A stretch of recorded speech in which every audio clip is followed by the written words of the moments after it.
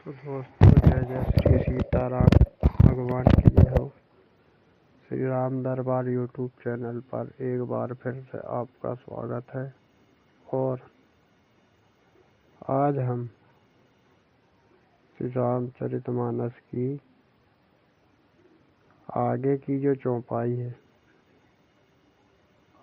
आज हम उसका अध्ययन करेंगे।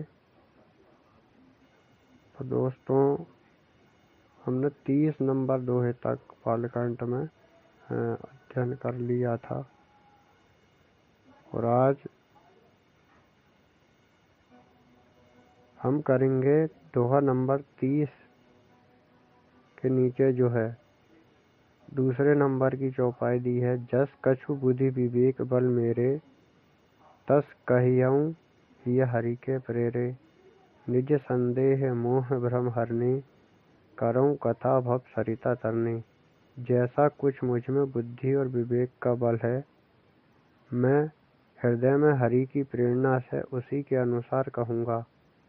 मैं अपने संदेह, अज्ञान और भ्रम को हरने वाली कथा रचता हूँ, जो संसार रूपी नदी के पार करने के लिए नाव है। तो दोस्तों, यहाँ पर बाबा तुलसीदास श्री रामचरितमानस की चौपाई में अपनी बुद्धि और विवेक का वर्णन करते हैं कि जितना उनमें बुद्धि और विवेक है, जितना उनका तप है, जितना उनकी तपस्या है, उसी के आधार पर और उसी की प्रेरणा के हिसाब से, भगवान की प्रेरणा से जो वे लिखेंगे, वह प्रभु श्री राम के भक्तों के संदेह, अज्ञान और भ्रम को हरने वाला होगा। मतलब जो कथा है वो उस मनुष्य के भ्रम को हरने वाली होगी।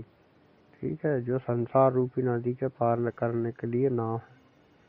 मतलब प्रभु श्री राम की जो रामचरितमानस है, यह संदेह, अज्ञान और भ्रम को हरने वाली कथा है। दूसरी चौपाई है बुध विश्राम सकल जल रंजन, राम कथा कलि कलुष विभंजनी। राम कथा कलि पन्नग भरने, और पुण्य विवेक पावक कहूँ हरने। राम कथा पंडित को विश्राम देने वाली, सब मनुष्यों को प्रसन्न करने वाली और कलयुग के पापों को नाश करने वाली है। राम कथा कलयुग रूपी सांप के लिए मोरनी है और विवेक रूपी अग्नि प्रकट करने के लिए अग्नि मंथन की जाने वाली लकड़ी है। अर्थात इस कथा से ज्ञान की प्राप्ति होती है। दोस्तों, राम कथा जो ब्राह्मण है या जो पंडित है, उसके मन को विश्राम देने वाली और सब मनुष्यों को प्रसन्न करने वाली, क्योंकि ये कथा प्रभु श्री राम की है। और कलयुग में भगवान श्री राम की कथा का अगर आप श्रवण करते हैं तो आपके पाप समाप्त होना प्रारंभ हो जाते हैं। मतलब इतनी सरल है कि आप अगर इसका श्रवण ही करते हैं, आप इसको सुनते ही हैं, तो आपके पापों का शमन होना प्रारंभ हो जाता है। घोर कलिकाल में अगर आप राम कथा का श्रवण, चिंतन, मनन करते हैं तो आपके अंदर राम कथा विवेक जागृत करती है। अगली जो चौपाई है वह राम कथा कलि कामद गाई, सुजन सजीवन मूरि सुहाई। सोई वसुधा तल सुधा तरंगिनी, भय भंजनी भ्रम भेक भोंगनी।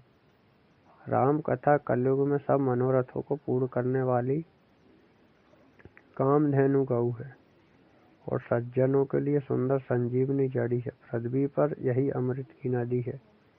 जन्म मरण रूपी भय का नाश करने वाली और भ्रम रूपी मेंढक को खाने के लिए सर्पणी है। राम कथा अगर आप सुनते हैं, अगर रामचरितमानस का पाठ करते हो, तो पहली बात आपके सारे मनोरथ पूरे होंगे, क्योंकि ये कामधेनु के समान है। जैसे कामधेनु सारे मनोरथों को पूरी करती है, ऐसी राम कथा भी आपके सारे मनोरथों को पूरी करेगी। और पृथ्वी पर यह अमृत की नदी है। मतलब अगर आप इसके कांट, दोहा, चौपाई पढ़ोगे तब आपको समझ में आएगा कि राम कथा क्या है। वो जन्म मरण का जो चक्कर है, इसको भय का नाश करने वाली है। तो दोस्तों 3 चौपाई मैंने आपके सामने रखी। आशा है आपको पसंद आए। जय श्री राम।